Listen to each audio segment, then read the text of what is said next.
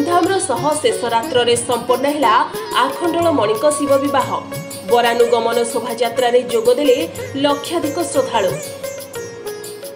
एहासह राजराजेश्वर बेशरे दर्शन देले बाबा। बाबा आखंडलमणि प्रसिद्ध शिव विवाह पाई शनिवार उत्सव मुखर होई उठिथिला आरडीपीठ। बरानुगमन शोभायात्रा संध्यारू आरंभ होई मध्यरात्र रे विवाह मंडप रे पहुंचबा परे वैदिक रीतिनीति और लोकाचार रे शेष रात्र रे संपन्न होईछि देव दंपति विवाह। हर हर महादेव और माता पार्वती विवाह मानवीय लीला भावे अनुष्ठित हो जाइछि। लग्न चिटा उथाल उठा ठारू निमंत्रण पत्र मंगुला गुआ बंटा जाइथिला बंधु परिजन को। विवाह उत्सव में प्रथम वरण नीति पाई कन्या पिता विश्वजित पाढ़ी पक्षरु मणिबाबा को वरण निमंते पार्वती भाई भावे पवनपुत्र हनुमान बरधरा रूपे एक बन्यढ शोभायात्रा बाहरी पीठ और मुख्य बजार परिक्रमा करने पर बरपिता आलोक पंडा घरे पहुंचवा पर ब्राह्मण और ज्योतिषों द्वारा वरण करा।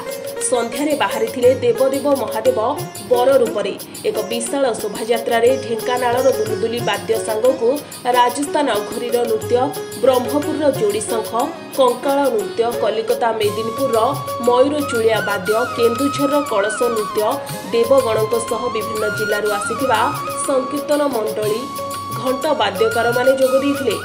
एही शोभायात्रा भक्त और भगवानकर महामिलन होइथिला।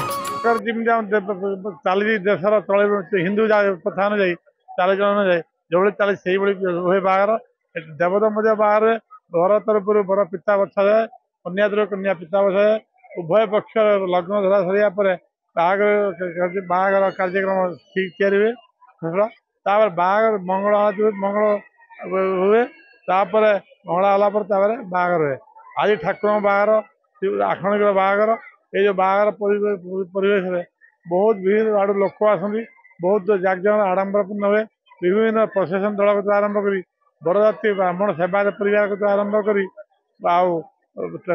देवगण सब आसती बरजाती ब्रह्मा विष्णु महेश्वर इंद्र जम वरुण नारद आ शिवंकर नंदी बुंदी वाहन एम सब आसती प्रशासन आसती सामिल होती बरजाती से भेषर जो ठाकुर भगवान भेषर परिणय बरयात्री रूपे आसती।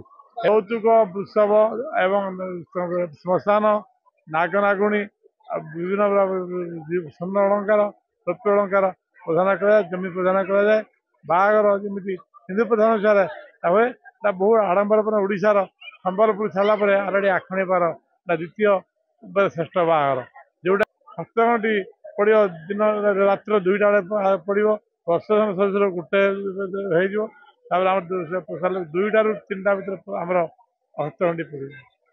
बर्तमान प्रशासन कम चली बाटर प्रशासन चली एपटे बेदिका आप पचार बेदिका चली आसी बरयात्री आसी बर कन्या पहुँचला कन्या पहुँचला सेठू भगवान शिव पार्वती अणा जाए बेदिकू अणा बाहागर हिंदू पारंपरिक अनुसार देवदंत बाहागर हुए एवं बहुत हजार हजार लक्ष लक्ष आसी दर्शन कर।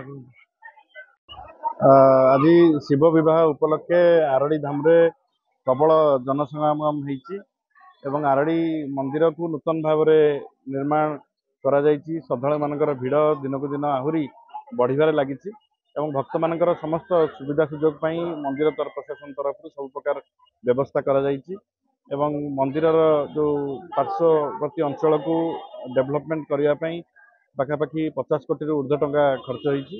तेणु मु आशा करुच्ची भक्त मैंने जो मैंने आसुँच बिना कौन असुविधार बाबा आखंडलमणि दर्शन करके जिवे एवं आज पवित्र दिन में समस्त ठाकुर पाखे मंगल कामना कर।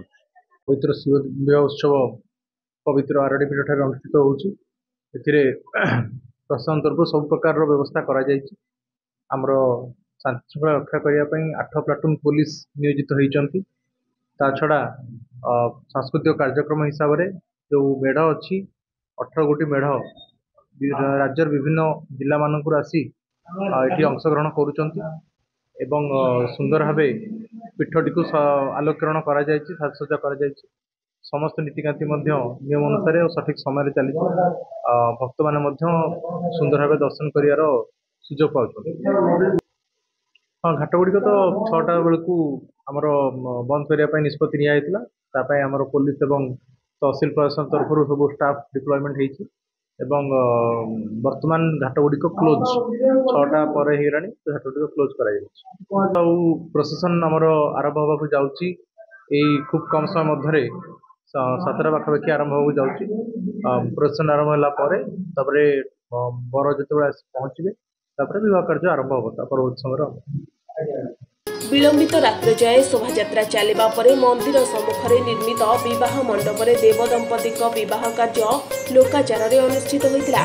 देवदंपति विवाह उत्सव देखा लक्षाधिक भक्तों समागम होता पीठरे भिड़ को दृष्टि रखी जिला और मंदिर प्रशासन पक्षर व्यापक व्यवस्था करा बेले पुलिस प्रशासन पक्षर त्रिस्तरीय सुरक्षा व्यवस्था करा चांदबाली प्रशांत कुमार पाणी, सनस्टार टीवी।